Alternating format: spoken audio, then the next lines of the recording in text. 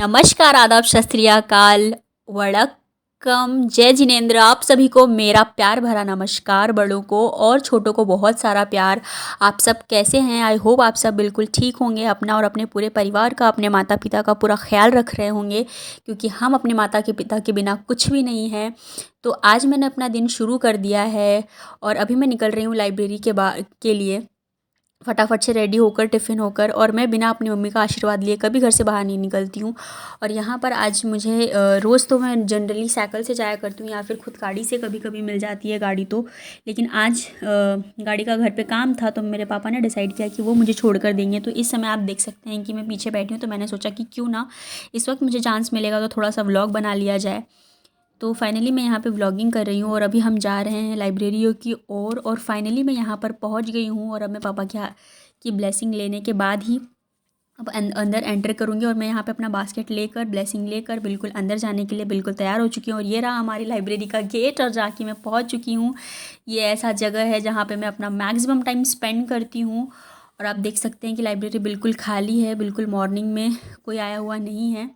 सिर्फ एक person I हैं, उनका और मेरा दोनों का एग्ज़ाम है तो हम जल्दी आ जाते हैं ऑलमोस्ट। और मोस्टली ऐसा होता है कि मैं लाइब्रेरी हमेशा सबसे पहले आती हूँ, बट आज ये पहले आ गई हैं। तो फाइनली हम आ चुके हैं और अब करनी है पढ़ाई शुरू। और आप देख सकते हैं कि मैं यहाँ पे हमेशा से कॉर्नर में ही इसी प्लेस पे बैठती हूँ। जैसा कि अगर आपने मेरी प्रीवियस वीडियोज़ देखी होगी या व्लॉग्स देखा होगा, क्योंकि जब मैं कॉर्नर में बैठ जाती हूँ तो मैं पूरा का पूरा फोकस अपनी पढ़ाई पर कर पाती हूँ।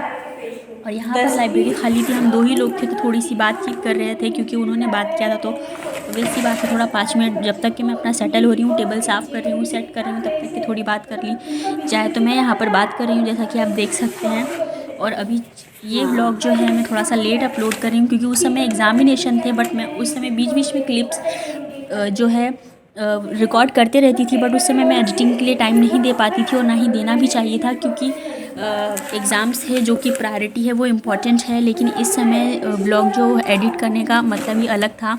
हाँ। और ये व्लॉग्स मैं तभी रिकॉर्ड कर पाती हूँ जब मैं लाइब्रेरी में कोई नहीं होता है, तभी मैं रिकॉर्ड कर पाती हूँ। जैसा कि आप जानते हैं और मैंने बताया कि बिल्कुल मॉर्निंग का समय और लाइब्रेरी में सिर्फ 2 लोग आए हुए हैं, क्योंकि अभी मैंने अपनी व्लॉगिंग और बाकी चीज़ों के बारे में किसी को नहीं बताया है। क्योंकि कई बार ऐसा होता है ना कि कुछ लोग आपको स्टार्टिंग में बहुत ज़्यादा डिमोटिवेट कर देते हैं, आपको इस तरीके से नेगेटिविटी भर देते हैं कि आप कुछ नहीं कर पाओगे, लाइव ऑलरेडी बहुत सारे लोग हैं।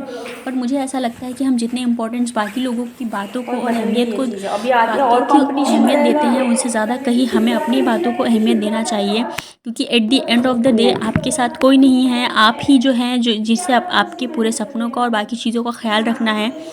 तो इसीलिए बहुत इंपॉर्टेंट है कि आप अपने थॉट को, अपने थॉट प्रोसेस को प्रायोरिटी दें, और जो कि बहुत ज़्यादा इंपॉर्टेंट है।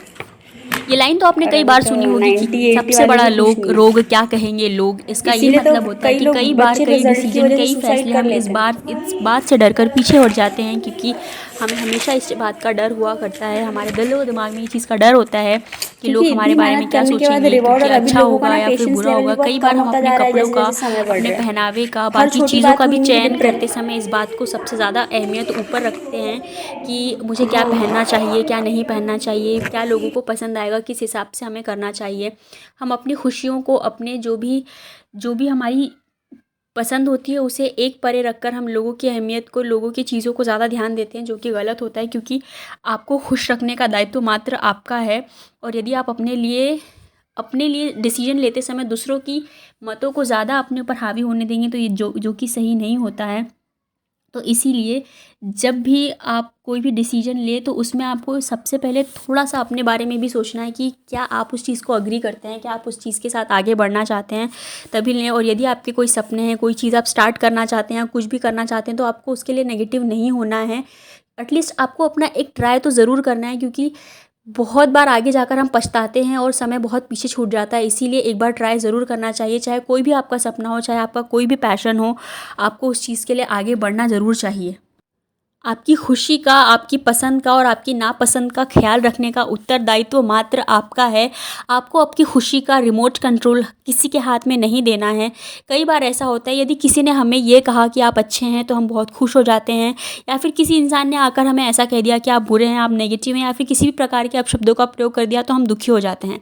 इसका मतलब आप समझते हैं कि आप कैसे हैं, इस बात से बाकी लोग कैसा सोचते हैं इस चीज़ को आप ज़्यादा अहमियत देते हैं बजाय इसके कि आप अपने बारे में क्या सोचते हैं।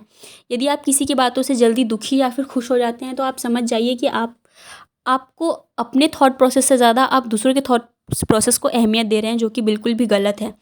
और इससे हम कई बार दुखी ही होते हैं, कई बार हर्ट ही होते हैं, जो कि सही नहीं है। किसी ने क्या खूब कहा है कि कोई भी 1 सेकंड में आप कई बहुत सारे बड़े बदलाव को अपने जीवन में नहीं कर सकते, लेकिन यदि आपने 1 सेकंड 1 मिनट में लिया हुआ जो आपका फ़ैसला होता है, वो आपके लाइफ में बहुत बड़े-बड़े बदलाव कर सकता है। और सच मानिए, यदि आपको मालूम है कि आप में कुछ कमियां हैं या फिर खामियां हैं, तो उसे धीरे-धीरे आप कम कर सकते हैं। कई बार ऐसा होता है कि जो सामने वाले पर्सन होते हैं, जो अगर हमें कुछ बताते हैं, तो हमें हमेशा उस चीज़ को नेगेटिवली नहीं लेना चाहिए, क्योंकि कई बार ऐसे लोग होते हैं जो हमें जेन्युइन ओपिनियन भी देते हैं। और कोई भी, जैसा कि आप जानते हैं कि नोबडी इज़ परफेक्ट, कोई भी परफेक्ट नहीं होता है, हर किसी में कुछ ना कुछ कमियाँ होती ही हैं। बट उस कमियों को एक्सेप्ट करना इज़ इम्पॉर्टेंट, और एक्सेप्ट करने के साथ साथ यदि आप जानते हैं, आप समझते हैं, आप ये मानते हैं कि उसमें कुछ चेंजेस हो सकते हैं, तो उसके अकॉर्डिंग आपको चेंजेस भी करने चाहिए। क्योंकि आपने ये दोहा तो सुना ही होगा, मुझे ऐसा लगता है कि निंदक नियरे राखिए आनंद आंगन कुटी छवाए, बिन पानी साबुन बिना निर्मल करे सुहाए। इस दोहे का अर्थ यह है कि जो निंदक होते हैं, यानी कि जो ऐसे व्यक्ति होते हैं जो हमारी निंदा करते हैं, हम में कमियां निकालते हैं, ऐसे लोगों को हमें हमेशा अपने पास, अपने साथ रखना चाहिए, क्योंकि ये हमारे अंदर की कमियां बताकर हमें ये बताना चाहते हैं कि हमें अपने अंदर क्या क्या सुधार करना है। लेकिन ये सुधार करने के चक्कर में आप हर किसी के बात को अपने ऊपर हावी होकर हर हर फील्ड में बदलाव करने की कोशिश करेंगे, तो वो गलत होगा। लेकिन हाँ, ऐसे लोग हमारे आसपास होना बहुत ज़्यादा ज़रूरी है, क्योंकि वो बिना किसी भी प्रकार के पानी और साबुन के हमारे अंदर की कमियों को क्या कर देते हैं, कम कर देते हैं। तो इसीलिए ऐसे निंदक, यानी कि ऐसे व्यक्ति जो हमारे अंदर की कमी खामों को बताते हैं, ऐसे लोगों को हमारे आसपास रहना बहुत ज़्यादा ज़रूरी है।